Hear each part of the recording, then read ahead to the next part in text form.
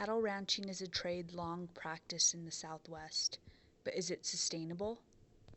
You've got to be able to cover all your expenses with your product, or I suppose it isn't sustainable in there. And I know that the cattle industry isn't going to be shipping cattle to the packing house that are full of hormones to where they're going to get their feedlot shut down.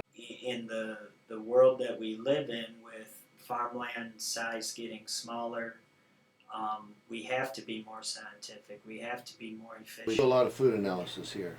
That's why we changed the name from Meat Science Lab to Food Products and Safety Lab. And I think when you really link what's going on in animal livestock and animal production and the research that's going on, we have evolved from just providing food for the public. We're now providing potential health therapies and medical therapies and things like that. A lot of the research that's going on right now is using animals as the model so that it can be applied to animal health, or I'm sorry, human health, human nutrition. And so that opens up a whole new, very dynamic segment of animal agriculture.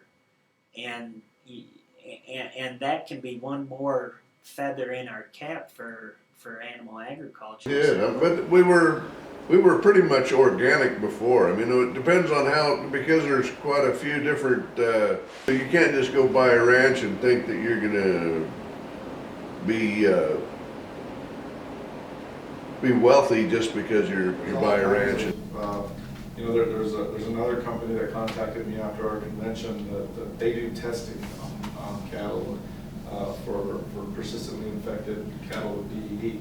And so they want to try and come up with a sale based around cattle that have been tested for this strain of virus, so that they'll test all these cattle, and if they can go through the sale as certified persistently infected BVD free. And so, and BVD is bovine viral diarrhea, and it's usually associated with respiratory disease as well.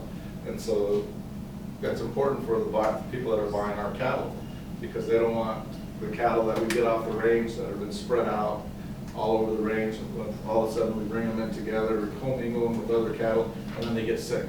Because of this natural beef, there's quite a few different programs, I guess. And some of them might accept antibiotics, some of them don't accept any antibiotics. There are still kids out there that care about this, and share the same passion that I have with animal agriculture. Not that we're just have these animals down a conveyor line and we're feeding them and pumping them with unnecessary antibiotics or things like that. We're trying to evolve and make more efficient our process of producing livestock.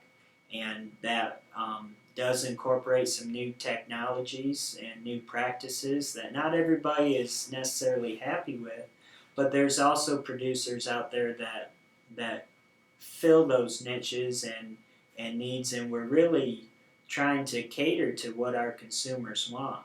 And so I think that's the biggest stereotype, and maybe the one that livestock producers and everyone involved in agriculture is that we're just out there factory farming. We don't care about the type of adverse side effects that might be being caught, that the earth is being harmed from. Farmers, whether it's animals producers or crop farmers, they are very concerned about the stewardship of the earth and the land that they use, because if they keep ignoring and abusing the land that they're given, they're not going to be able to continue what they're doing. And so The consumer in the end is the one we need to keep happy and satisfied that they're eating a safe, wholesome product, and a nutritious product at that as well. So. It's just because sometimes they go too far away in states and you just can't. But the feedlots keep track of it. Well, you get the feedlots, but I mean, like us ranchers, we can't keep track because it'll be sent states away, and we can't, Well, and they're right. So we kind of have to put trust in the people who are labeling it to say this is all organic or this is all natural or. this has some hormones in it, this had hormones in it, or like, you kind of just have to trust the people labeling it. That's pretty much it. It is, I mean, At the end of the day, you still have people that are passionate about what they do. They want to provide a safe, wholesome product, and they take great pride in what they do.